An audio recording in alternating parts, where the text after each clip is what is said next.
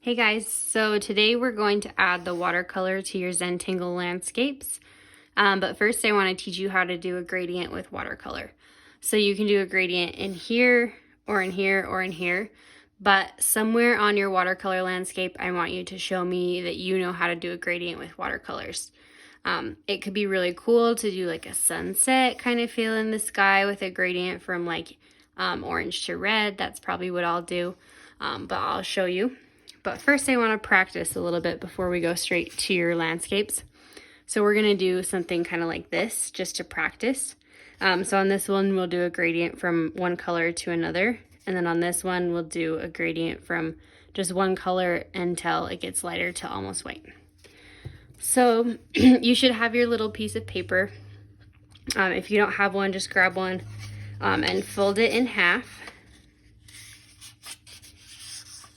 And then open it up. So now you have a line to kind of know you have these two sides, but if it helps you, you can draw it with pencil as well. All right, so we're gonna do practice on this side and this side. And I'm gonna do a gradient from blue to purple. So I'm just gonna pick up some blue and I'm gonna mix it over here. Even though I'm not adding anything to the blue, it's always important to mix it on your plate so that you can see the value, so how light or dark it is. So that's pretty dark, I would say. Gonna add just a little bit more water. Okay, awesome. It looks best when you do a gradient with a color that's next to it in the color wheel.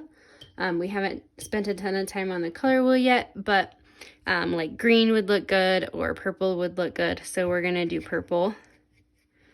You can do something different if you'd like to try something different. That is just fine. But again, I'm gonna put it over here. I'm gonna add a little bit of water. Awesome, so there's my two colors. So rinse out my brush. I'm gonna start with the blue. So I'm gonna pick some of this up. I actually think I'm gonna add a little bit more pigment there. Okay. All right, so just start at the top. And you don't have to fill up this whole rectangle. In fact, it's probably better if you don't go all the way to the edges because you might get paint on the table, which is not the end of the world, but let's try to avoid it.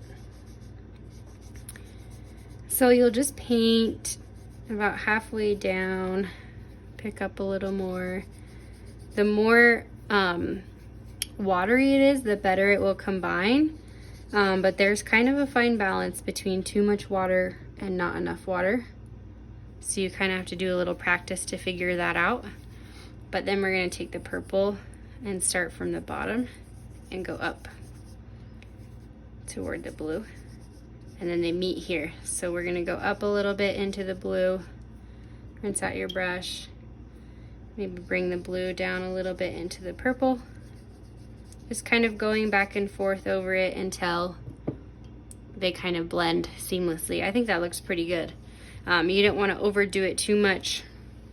Just kind of going over it once or twice. And then we'll do our gradient from just a dark to light. I'm going to use green, but if you want to use a different color, that's fine. Again, I'm pulling it over here to see how dark it is before I paint with it. I'm going to add a little bit of water.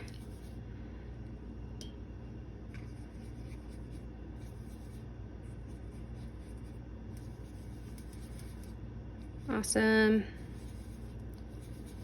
Okay. And then you want it to be pretty dark green to start with, but you still need to have it a little bit watery for it to blend. So I've got a pretty dark green here. I'm going to start here at the top and just kind of bring it down a little ways. Then you're going to grab some water with your brush and mix it in over here. So it's going to be a little bit lighter. Then you're going to hurry and go on here. You kind of have to do this a little bit quickly because you need this to still be wet when you paint this on so that it will blend smoothly. Awesome. Now I'm just going to take straight water. I'm not going to pick up any green because I'm just gonna spread this down. Awesome. Okay, so that's your 2 gradients. I want you to practice these 2. If you're still a little bit nervous to start on your actual Zentangle landscape, you can grab another little piece of paper and practice again. Or if your first try wasn't very successful, you can definitely try it again. But I'm gonna go ahead and watercolor on my landscape now. And if you are ready, you can go ahead and watercolor on yours as well.